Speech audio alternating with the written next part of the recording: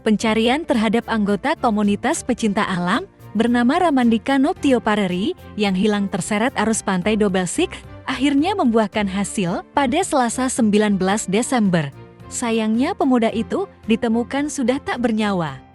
KSI Humas Polresta Denpasar AKP Ketut menyampaikan, jenazah anggota pecinta alam itu pertama kali ditemukan oleh pria bernama Joni Wahyono di Pantai Seminyak, Kuta, Badung. Kala itu, saksi ikut melaksanakan pencarian terhadap korban dari sekitar Pantai Legian menuju ke utara pukul 22.40 menit.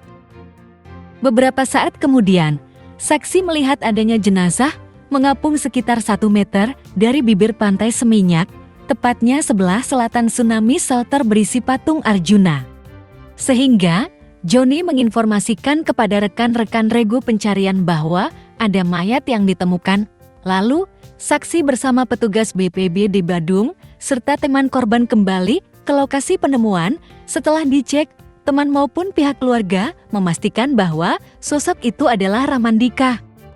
Berikutnya, tubuh tak bernyawa pemuda asal Tangerang Selatan, Banten tersebut dimasukkan dalam kantong jenazah.